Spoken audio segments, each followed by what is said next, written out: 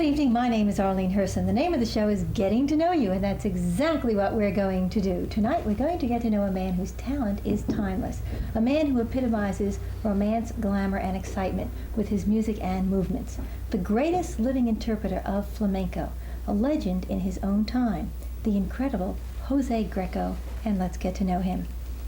Welcome. Hello, Arlene. I am delighted that you can be here on my show. And as I mentioned in the introduction, you are the epitome of Spanish dance, certainly the greatest living Spanish dancer, male Spanish dancer. Is it a fact that you're actually an Italian boy from Brooklyn? Yes. Yes, I was born in Italy some years ago and was brought to America, like many immigrants bring their children, and I was one of them. And we went to live in Brooklyn. Okay. This is the accent, why I speak English with such a pronounced Brooklynese accent. I heard that when you finally got to Spain, the Spanish people didn't believe that you weren't Spanish. No, they didn't. Well, it's very difficult for Spaniards to believe that anyone except themselves can interpret their indigenous music or perform their dances with so much flair as they themselves know how. And they just thought it was sort of a publicity stunt, you know, saying, no, an Italian-born American Spanish dancer. Okay. Well, yes. The Spaniards are very proud of their things and their art and their heritage, and they don't like to share it with too many foreigners, so I think that this was the reason. Then later they began to feel a flexibility toward me and appreciated it even more. Okay, and now you live in Spain, so that it's all come part of it, but you were born in Italy. Do you remember anything about what it was like in Italy when you were a child? Oh yes, I was eight and a half when we left the small community. Had about 800 people, situated in one of the mountains that, the foothills of the great Apennines, you know, that go all along the Italian peninsula. And these foothills were situated on the Adriatic side of Italy. And on one of these foothills was the village of Montorio. And very rural, agricultural, quiet sort of town, not sleepy because the temperament of the people made them quite aware of their surroundings and, of course, the rest of the world. I mean, sometimes small communities don't care anything except themselves, and they live. But no, in this little community, perhaps it was the influence of so many others having gone in foreign countries, returning, telling them about the splendor of cities such as New York, Caracas, Buenos Aires, Mexico, you know. They seem to be aware of the greatness of other areas. And I think that this was a tremendous influence on the youth, so that even as a youngster, I knew that there were great places in the world. Right. But it gave us, in that particular community, a special attitude in life. I mean, we felt as if we knew much more than the rest of the Italians. So that when I finally came to America, although I was mesmerized by the tremendous activity here, which was so totally different from a small community in the mountains of Italy. I mean, the subways, the elevated trains that at that time existed, the even trains along the harbor, you know, that would meet the ships, all with their noisy wheels and their motors and the locomotives, the engines and the taxis and the horn. It was chaotic for me. But I suppose I survived that. In a few months I was part of America. Okay. It was chaotic for you coming from this small town in Italy, but was it disappointing? Well, at first it was disappointing because I didn't understand the language. I mean, I had nothing, no opportunity in the small community we lived in Italy to be able to even familiarize myself with one word, yes or no. I mean, it was never. And so when we did come to New York, it was all very strange. And it was a struggle. You were 9 years old. Mm-hmm. You learned to speak English where? In school? And of course, in hearing it every day. Yeah. I mean, youngsters have that incredible facility to be able to pick up a language immediately. It took me a few months to be able to learn the technical and academic phrasing in a classroom, for example, and not to understand the teacher. I had some problems with some of the teachers because they themselves didn't speak correctly, you see. And as a matter of fact, in one experience much later on in school, when I was already in junior high school, I deliberately quit school because of this one teacher whom I could not understand. I could not only understand it because he had a lisp, but he stuttered.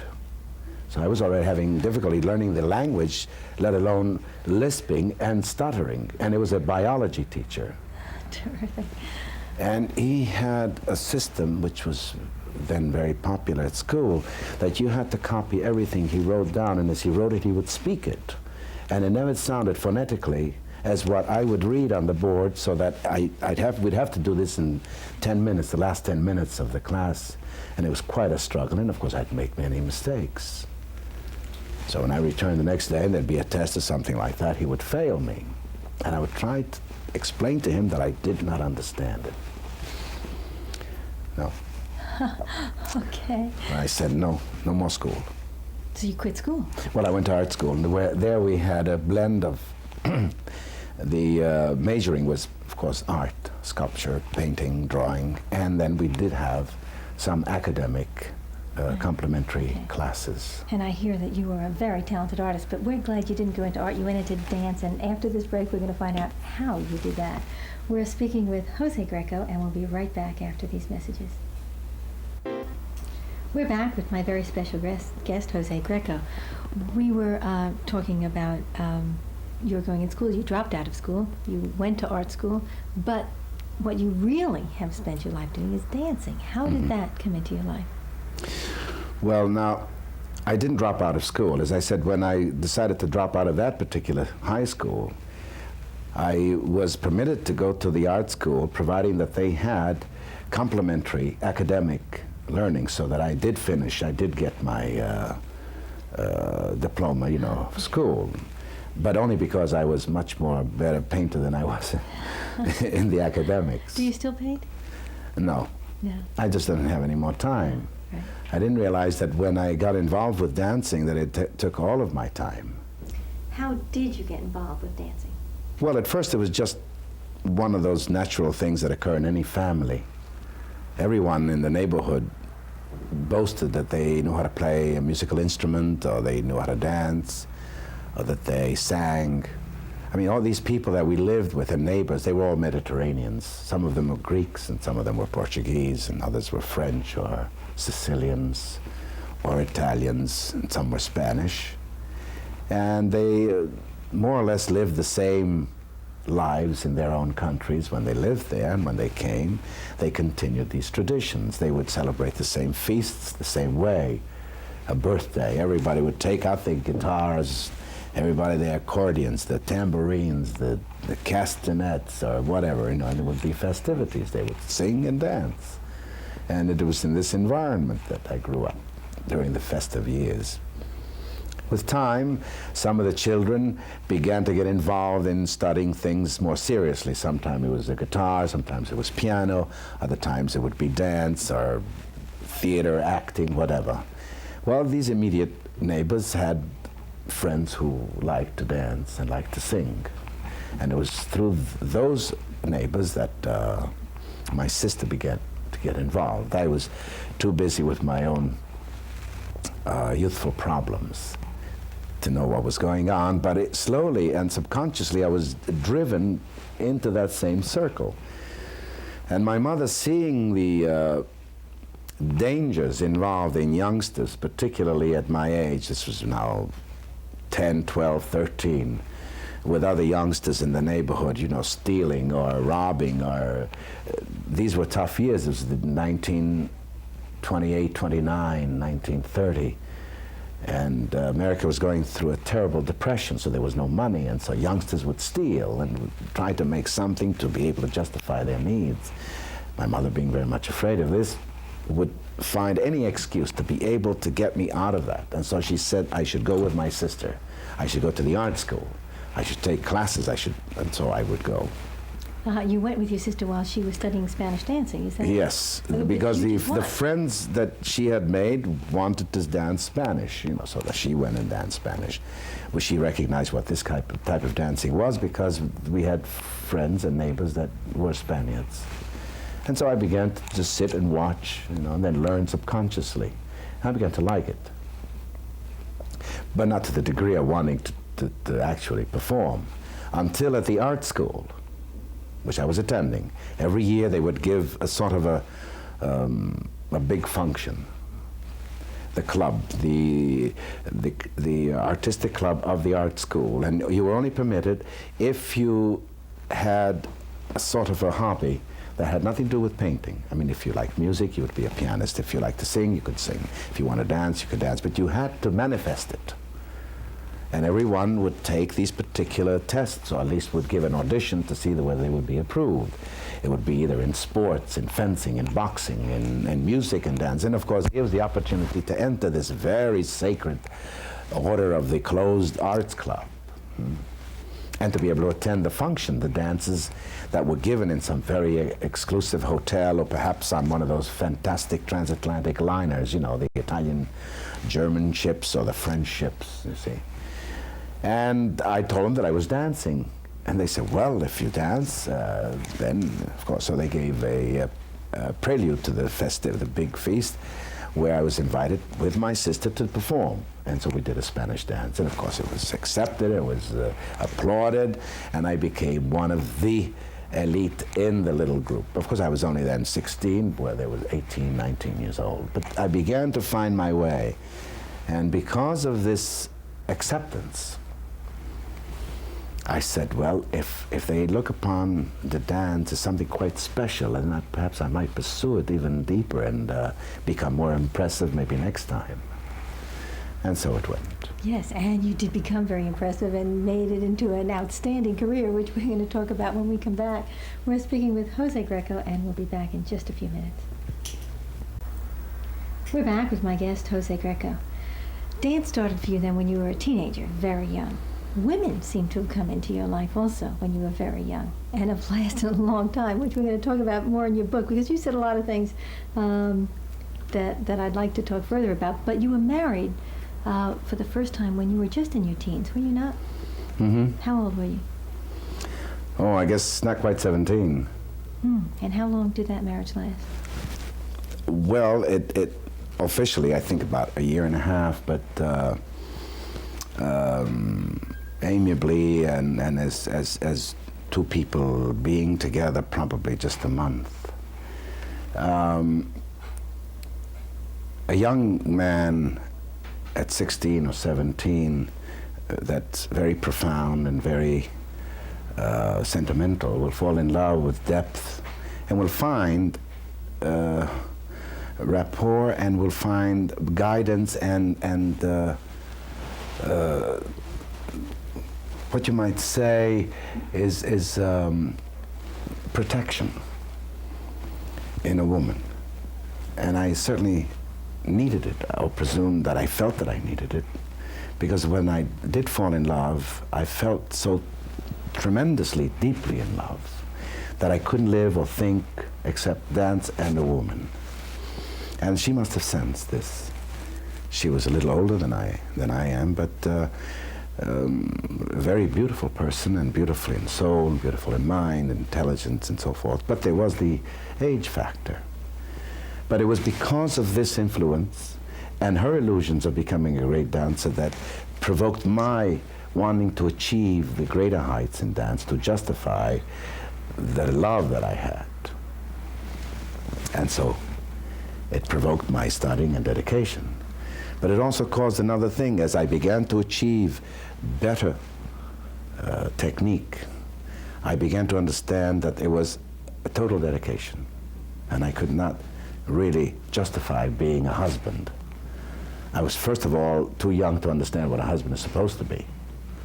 At that age, you're so filled with fire and passion, and you know, when you have ended being together in a love moment, it's over, and then you want to get to work. Yeah. And I did want to get to work and dance and dance and dance and dance. And I wanted to see other dancers.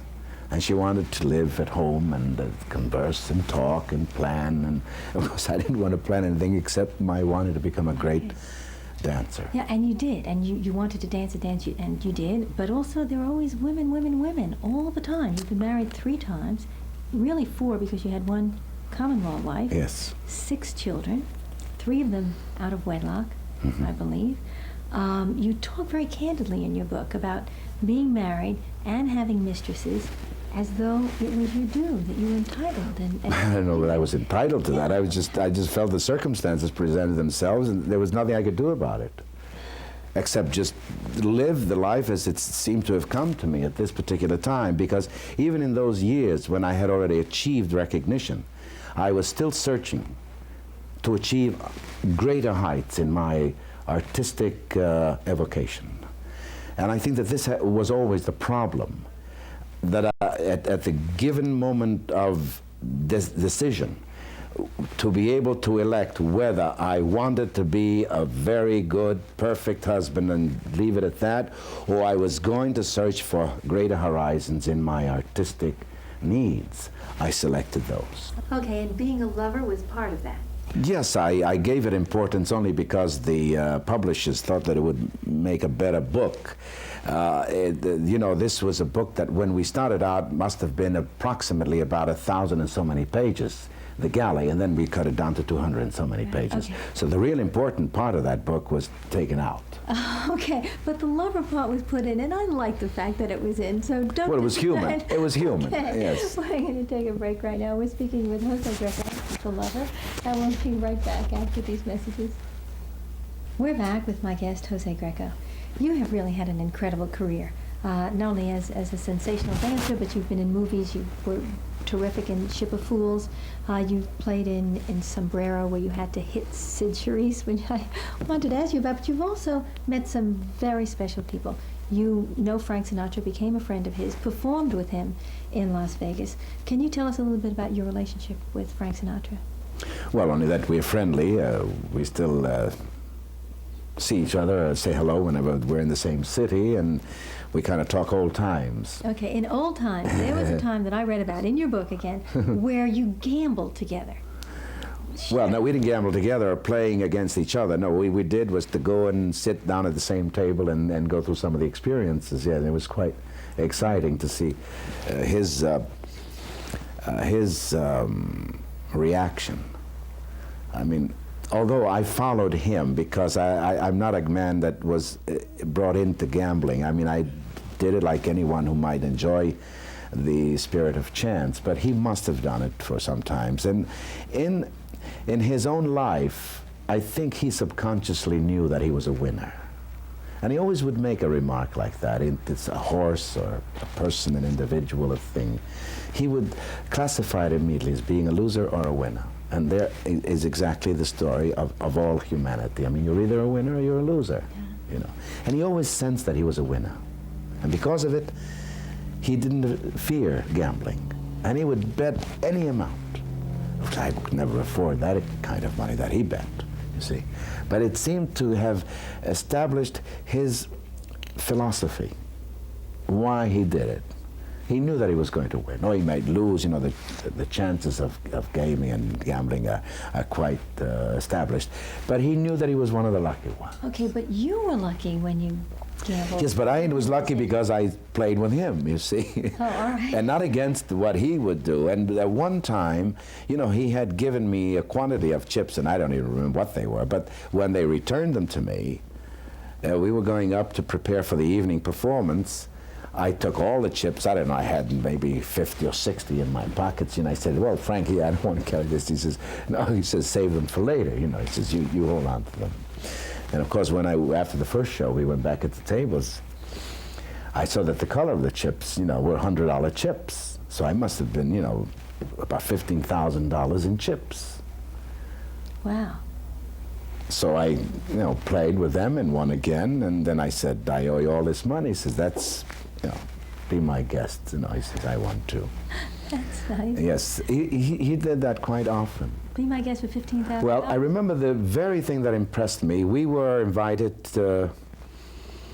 at a very special event to help a cause The UJ. for Israel.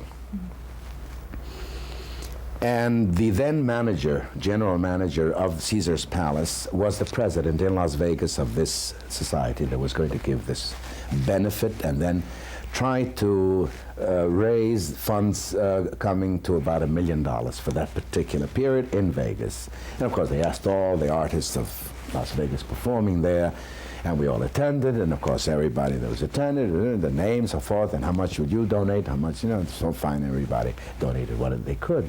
So I up and said, I will donate $1,000. That's all I could afford, And Sinatra says, no, Jose donates $5,000. So I looked at Frank and I said, he says, $5,000. I made out the check, $4,000. $5,000. Four. I put I put the one and he put the four. I mean, the generosity of this man, and the pride, because he was a friend of mine. He wanted me to look good. Right. Okay. And you do look good. and I. That is his generosity, and he's always like this. He's always been. Now he has an extreme. He becomes extremely impatient when there's stupidity involved, when there's someone who crashes into your private lives, who wants to accuse you of something that isn't true. Then he gets violent. Yeah, so I've heard. Okay, I'm going to get violent because we only have a minute left. And it's been a struggle for you. I know it's been wonderful for you at other times. You're in your 60s now. I am 63, and I'm still dancing, which is an achievement. I don't think there are any people at 63 that dance today. Yeah, I don't think there are many only people myself. that look as great as you. Yes, only myself, and I think I look very good. Okay. And I feel very good. How would you like Jose Greco to be remembered? As the people like to. I have no special way. I think if they remind me as a dashing Spanish dancer, fine. If they want to remind me as a very healthy-looking 63-year-old, great. If they want to think of me as once being a great lover, fine. I don't care. You don't I'm care. happy. Okay, well, I'm happy that you were here as my guest today. Thank you very much. I hope that you have enjoyed getting to know Jose Greco. I know that I certainly have, and that you join us again next week. Meantime, good night. It's been a pleasure getting to know you.